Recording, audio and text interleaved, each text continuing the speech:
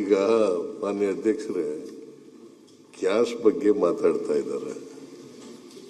ಇದು ಶೂನ್ಯ ವೇಳೆಯಲ್ಲಿ ಪ್ರಸ್ತಾಪ ಮಾಡಿರ್ತಕ್ಕಂಥದ್ದು.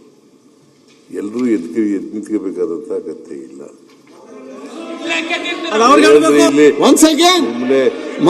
ಬಿಡಿಯಪ್ಪ, ಇಲ್ಲಿ ಎಲ್ಲರೂ ಬಂದು ಪ್ರಸ್ತಾಪ ಮಾಡಿರೋರು, ಅವರು ಉತ್ತರ ಕೊಡಬೇಕಾಗಿರೋರು ಫುಡ್ ಮಿನಿಸ್ಟರ್. ಇವತ್ತೇ ಮೀಟಿಂಗ್ ಮಾಡಿದ್ದಾರೆ.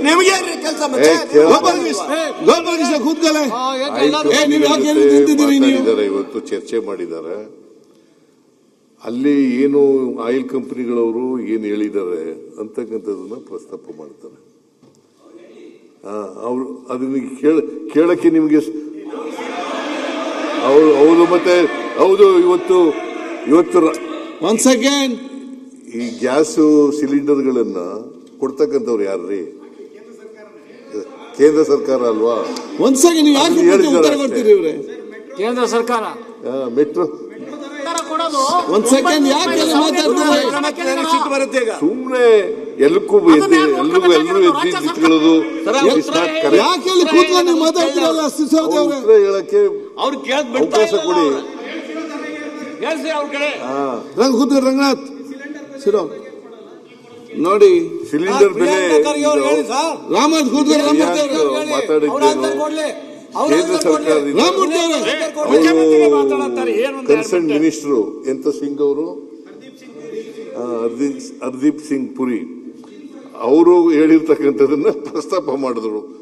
ಅದನ್ನ ಕೇಳಕ್ಕೆ ನಿಮ್ಗೆ ವ್ಯೈಧಾನ ಇಲ್ಲ? ಒಬ್ಬರು ಮಾತಾಡಿಯಪ್ಪ. ಯಾಕೆ ಇವೆಲ್ಲ ಪತ್ರಿಕೆಲೆಲ್ಲ ಬಂದಿದೆ, ಸದನದಲ್ಲಿ ಹೇಳಿದ್ರು. ಸರ್, ಜಗತ್ತಿಗೆ ಬಂದಂತ ಪರಿಸ್ಥಿತಿ ಕೇಂದ್ರ ಸರ್ಕಾರ ಕೇಂದ್ರ ಸರ್ಕಾರ ಗ್ಯಾಸ್ ಸಿಲಿಂಡರ್ ಸಪ್ಲೈ ಮಾಡೋರು ಯಾರ್ರಿ? ಗ್ಯಾಸ್ ಸಿಲಿಂಡರ್ ಸಪ್ಲೈ ಮಾಡೋರು ಯಾರು?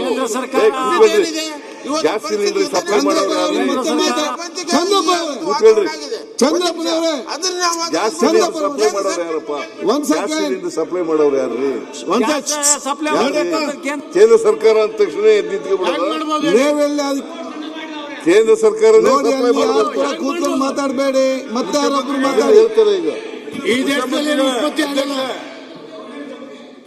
ಸರ್ ಒಂದೇ ನಿಮಿಷ, ಸರ್ ಒಂದ್ ನಿಮಿಷ. ಸರ್, ಈಗ